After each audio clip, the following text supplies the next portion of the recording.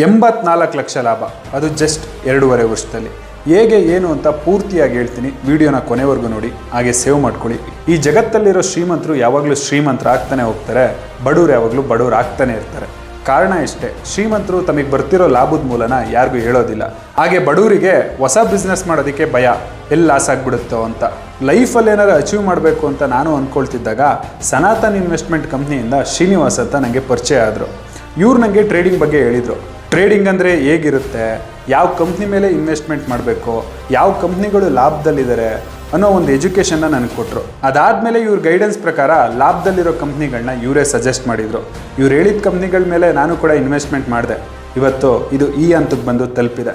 ಒಂದಂತೂ ಸತ್ಯ, ಈ ಜಗತ್ತಲ್ಲಿ ಟ್ರೇಡಿಂಗ್ ಬಿಸ್ನೆಸ್ಸು ಯಾವಾಗಲೂ ಟ್ರೆಂಡಿಂಗಲ್ಲಿರುತ್ತೆ.